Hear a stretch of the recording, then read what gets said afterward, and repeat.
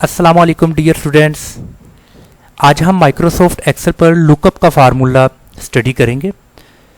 हमारे पास different employees के यहाँ पर नेम है और उनका जो month of Jan, Feb and March का कुछ बिजनेस है और लुकअप फार्मूला की मदद से हम इन एम्प्लॉयज़ का डिफरेंट ये जो मंथ्स हैं इनका बिजनेस यहाँ पर चेक करेंगे।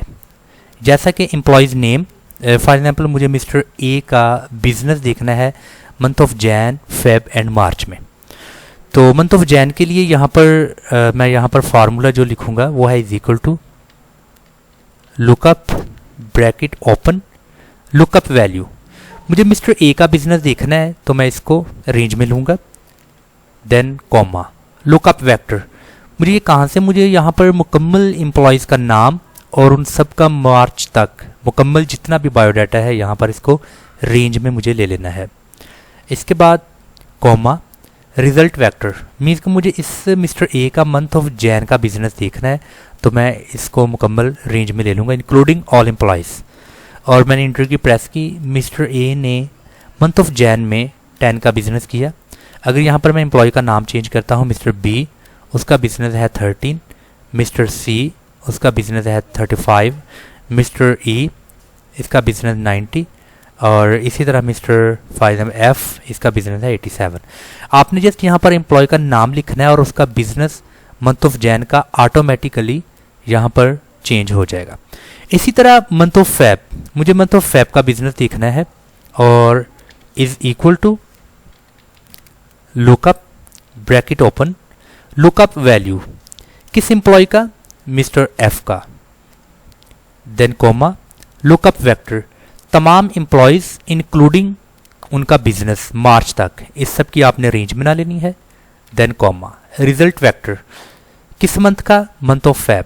आपने मंथ ऑफ फेब को जो सा है वो रेंज में ले लेना है तमाम एम्प्लॉयज़ के बिजनेस को।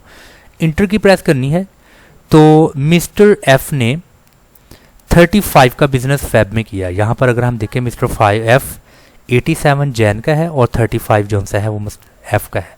अगर मैं यहाँ पर एफ की जगह एम्प्लॉय चेंज करता हूँ मिस्टर ए, तो आप देखें कि उसका मंथ ऑफ जैन और मंथ ऑफ फेब दोनों का बिजनेस चेंज हो चुका है।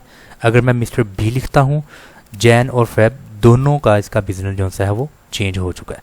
इसी तरह dear student month of March is equal to lookup bracket open lookup value, किस एम्प्लॉय का मुझे बिजनेस देखना है वो है इस सेल में जो एम्प्लॉय है मिस्टर बी, और उसके बाद कॉमा लुकअप वेक्टर।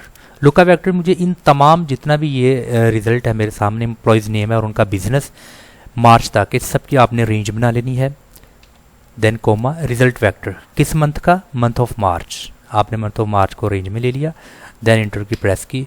तो मार्च में जो मिस्टर बी है उसका बिजनेस है 10। अगर हम यहाँ से देखें मिस्टर बी का मार्च का बिजनेस 10 है। तो इसी तरह डी स्टूडेंट मंथ ऑफ मार्च तक ये स्टूडेंट्स का जो एम्प्लॉयज़ का बिजनेस है अभी हम यहाँ पर देख सकते हैं। अभी हमें जिस एम्प्लॉय नेम जो सेल है इसमें एम्प्लॉय का नाम चेंज करना है और आगे आप देखेंगे month of Jan, Feb and March तमाम मंथ्स के जो से इसके बिजनेस है वो यहाँ पर हमें शो हो रहे हैं, ये देखिएगा।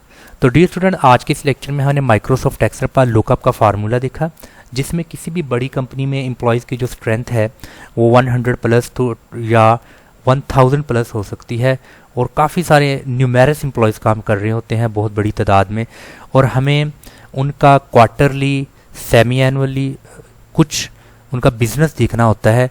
तो ये लुकअप का फार्मूला बहुत ही कॉमन और बहुत इंपॉर्टेंट है उन तमाम कंपनीज़ के लिए जहाँ पर एम्प्लॉयज़ की तादाद बहुत ज़्यादा है।